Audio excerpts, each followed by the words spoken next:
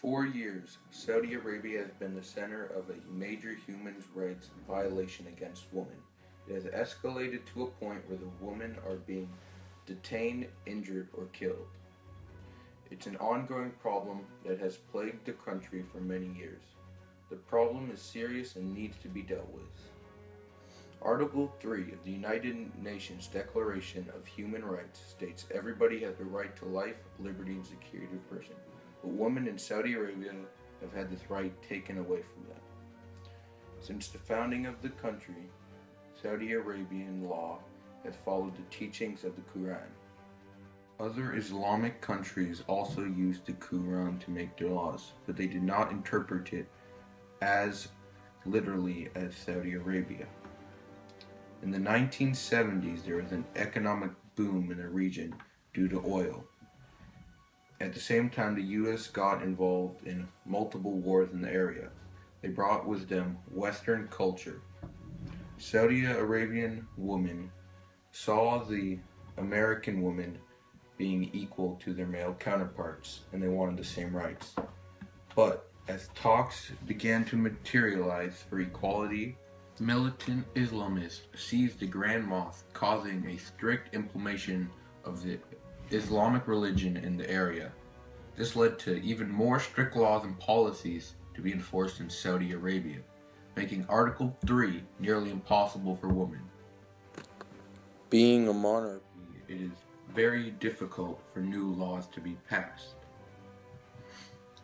So, in recent years, there have been many examples of this violation. For example, in 2015, a woman was sentenced to 70 lashes for insulting a man over a mobile chat program.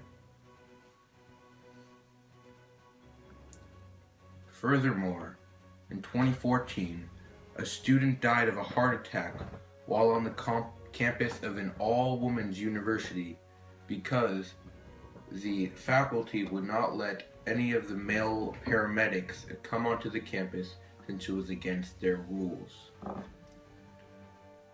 There has been some pushback by the women, including a Twitter campaign and many other non-profit groups. The Women to Drive campaign was a campaign to have the law that disallowed a woman from driving to be overturned, and to raise awareness for the issue worldwide.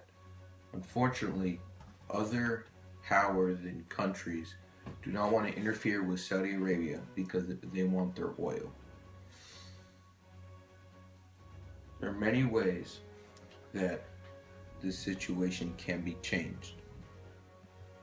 Chiefly, to allow women to drive. If women are able to drive, they'll be able to drive to work, drive anywhere by themselves, and they'll have much more independence. And they will not require a male to be with them at all times. This can be done by passing laws, by the king passing laws, or pressure from other countries. The second thing would be to allow women to be in the same hospitals and schools as men. They would get an equal education and be equally prepared to have a professional life. And if they ever got sick or ill, they would be able to go to the same hospital and have the same medical treatment.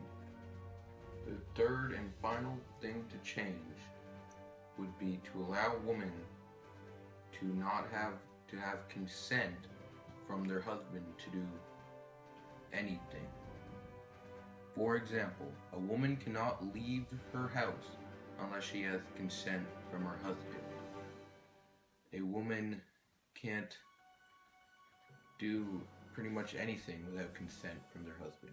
And if they do not have the consent of their husband, the husband is allowed to call the police and have his wife lashed, jailed, or put under house arrest.